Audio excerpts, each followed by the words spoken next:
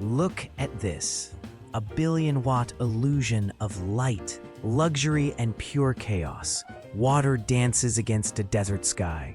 The wheels spin, the slots chime, a symphony of artificial excitement.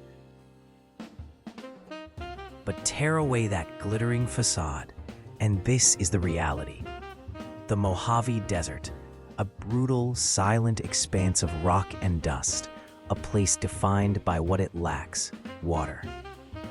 Geographically, a metropolis here is an act of sheer defiance. It simply shouldn't exist. So how did this happen? How did a stop for steam engines become the world's playground?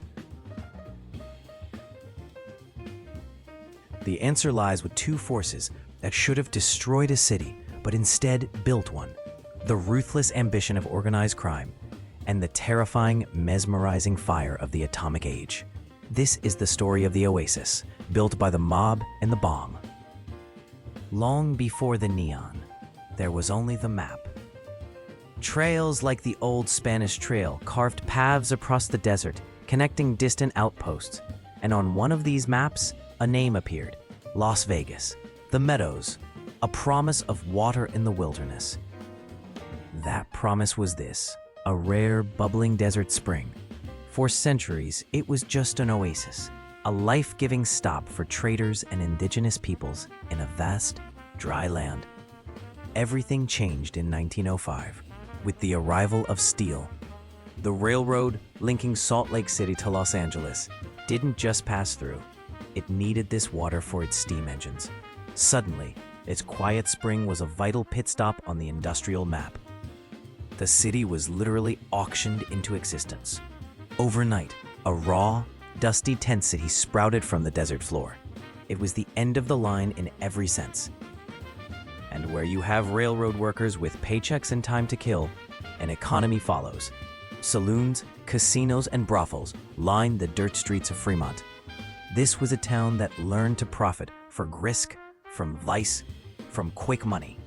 It was small, it was wild, and it was perfectly primed. It had learned all the wrong lessons, and that made it the perfect opportunity for a new kind of businessman with much deeper pockets and far fewer rules. This man saw a mirage in the desert and decided to build it. Benjamin Bugsy Siegel, a notorious East Coast gangster with a surprisingly polished vision. While others saw a backwater for gambling, he envisioned a luxurious resort far from the law's reach. On an empty stretch of highway, he staked everything on the Flamingo. Millions of mob dollars, funneled from across the country, poured into this solitary construction site in the dust. The ambition was staggering. Not a mere casino, but a self-contained world of fine dining, a tropical pool, and A-list entertainment. When it opened in 1946, Hollywood's elite arrived. The champagne flowed, the crowd glittered. For a night, the desert sparkled. But the fantasy was built on quicksand. The costs had spiraled into a fiction, a direct insult to the cold, calculating syndicate that financed it. The reckoning came in 1947. Siegel was executed in his Beverly Hills living room. A brutal, mob-style end for the dreamer. But his blueprint for Vegas survived. Other families took over, made the Flamingo profitable, and proved the formula. Combine glamour with gambling, and the money becomes infinite. The spark was lit. Now, to truly explode onto the national stage, Vegas needed a spectacle bigger than any mobster's dream. It needed a draw that was literally explosive, and soon, the US government would provide the ultimate fireworks. And just as the mob's gamble began to pay off, Vegas found its headline act. In 1951, the US government picked a spot in the desert, just 65 miles northwest, and started testing atomic bombs. The city's reaction wasn't fear. It was a stroke of marketing genius. Schedules of the blasts were published like theater times. Hotels served atomic cocktails and hosted dawn bomb parties on their rooftops. The mushroom cloud was merchandised on postcards in beauty pageants. The end of the world became a tourist attraction. Families would book a front row seat. They'd put on their sunglasses, face the desert, and wait. First, the silent, blinding flash on the horizon. Then, moments later, the deep rumble would hit their chests, a physical shockwave from the world's most powerful weapon. It was surreal. The existential dread of the Cold War was packaged, sold, and enjoyed as the ultimate Nevada spectacle. Fear wasn't a threat. It was just another thrill on the strip, the perfect complement to the risk at the roulette table. This bizarre partnership gave Vegas its second founding myth. But to grow from a mob-run novelty into a legitimate global destination, the city needed one final, corporate-grade transformation. But every wild party has a last call.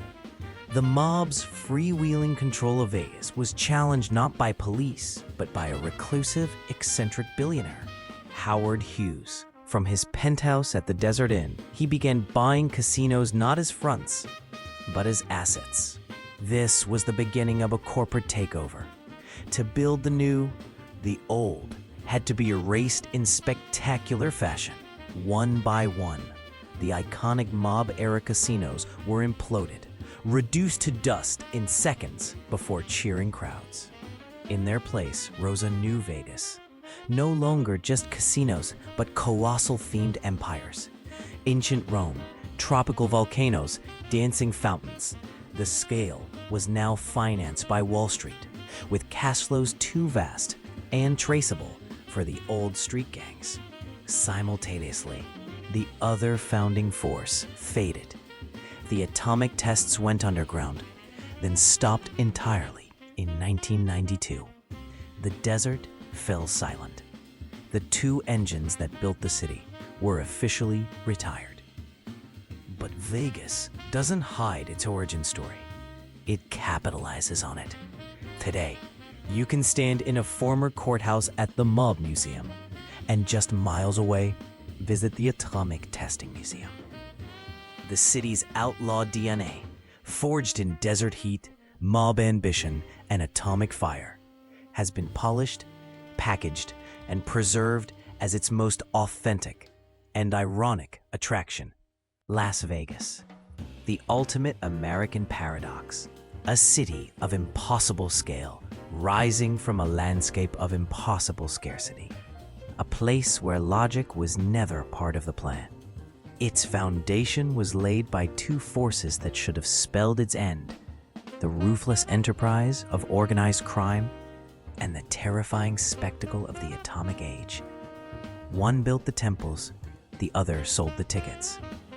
From a desert spring to a mobster's grand gamble, from a nuclear sideshow to a corporate empire, it has always traded in one currency: escape. An escape from the ordinary, from consequence, from reality itself. It is a monument to audacity, a mirage made of steel, glass, and light, forever dancing between the deep darkness of the desert and the blinding flash of the bomb. A dream built in the unlikeliest of places by the unlikeliest of means. This is Urban Roots, history that built America.